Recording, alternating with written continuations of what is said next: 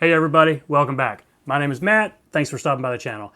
Now, the pattern I'm going to be tying tonight is the fourth one in my Great Smoky Mountain series. This one is called the Smoky Mountain Blackbird. Now, there's not a lot known about this fly other than it's been around about 100 years, thought to have originated in the Cosby area. Not really sure where that is, probably somewhere in North Carolina. If you're watching this and you're familiar with it, let us know in the comments. This is probably the simplest of the four I've tied yet. Fairly standard soft hackle wet fly. I think you're going to like it. Let's get started. So there it is in the vise, the Smoky Mountain Blackbird. Most common sizes for this thing are size 8 up to 14. I'm tying this one on a 12. This is a number 12 barbless 1X long wet fly hook. I'm going to put down a base of 8/0 black thread all the way back to the bend.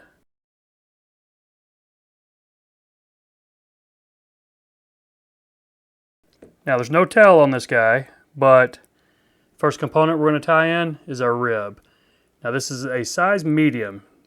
It looks better if you go one size longer than what you would typically do for a standard nymph. So instead of a brassy, I've gone to a medium. I think you'll see in a minute it looks just a little bit better. So catch this in on this side of the hook, keeping it parallel to the hook. Now let's put our body on. Now the original pattern calls for hare's mask, black hare's mask. Any buggy, natural dubbing will work. I do happen to have a black hare's mask. This guy right here, I'm plucking some fibers just under the ear above the eye socket, but it's a little hard to work with, so I have mixed it in with some standard black. So this is probably about 60% hare's mask and maybe 40% black rabbit fur. Put a small noodle of this on. It's probably going to take 4 inches or so. I might have to do it in two dubbing noodles. Get that caught in. I'll put it up, push it up, get my first couple of wraps till the material's caught. Now I can pull it a little bit tighter and get a little better of a noodle. Then wrap your body on up. If you can get a taper, that's great.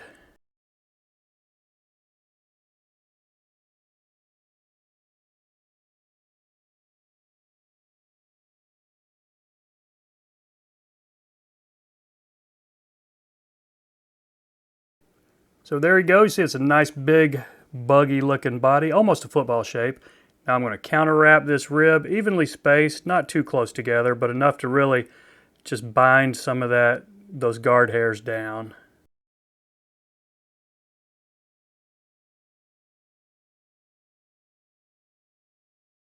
Now when you got it caught up to the front, just a couple securing wraps to bind this in. Now spin it off. I will put a few loose wraps on here just to bury that, if you got a sharp end of that wire. Okay, now just a couple eye lengths back, have your head thread hanging where you're going to tie in the throat. Now just some brown hackle, could be rooster hackle, any kind of stiffer hackle looks better here. So good 10 or 15 fibers, and you're going to want this as a beard to about the point of the hook. So I'm just going to catch this in right here and then adjust the length if I need to. Okay, not too tight, and that's a little bit long and a little bit on my side. So let's take it directly on the front. That's where I want it to be laying, but I want it a little bit shorter. So just right there, maybe slightly past the point of the hook. I think that looks good right there. So let's go ahead and catch this in with a couple of securing wraps. Snip off this excess.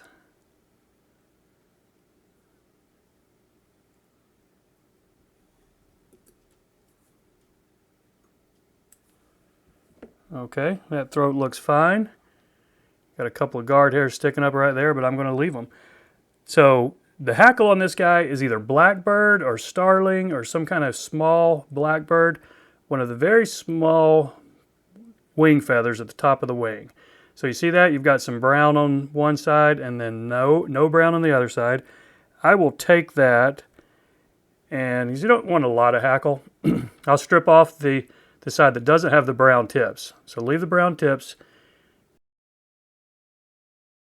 Get a tie-in point. 2 wraps should hold that.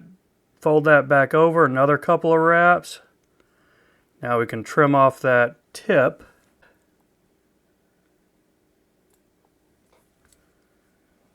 And you'll probably need some hackle pliers for this. You don't have a lot of feather to be working with. So I'm going to use these spring-loaded type right here. And just kind of pull that back as you wrap it around. And with only half the feather, you can probably get a good 4 wraps on it, which will look about right. So I think that's 3 right there. Let's see if I can get 1 more and still have enough of a stem to tie it in. I think so. So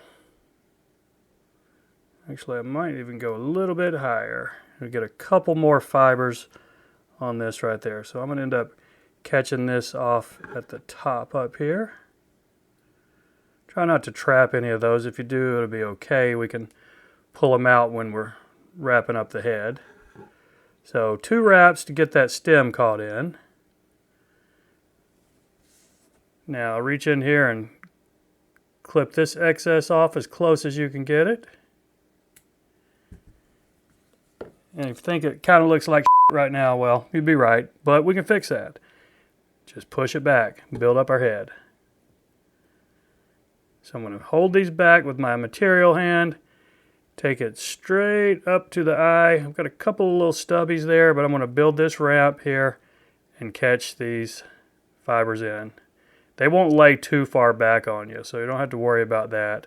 It's a very soft hackle. They're going to poke straight back out when you're done. So I've got 1 sticking up forward. I'm just going to trim that.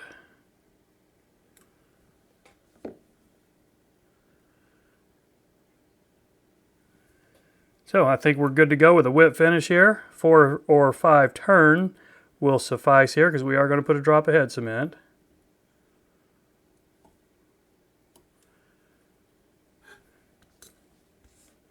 Now, last step would just be a little bit of cleanup. Don't even have to do any. We got a little bit, if you're wanting it to look real pretty, you can trim off some of these guard hairs right here. I'm not going to. I'm going to put this in my box just like it is. Swing it like the wet fly. You could weight it, fish it as a dropper like a nymph, but I typically swing them. So there you go, folks. The Smoky Mountain Blackbird. Pretty easy tie. Can be a very effective pattern. Thanks for watching, and we'll see you next time.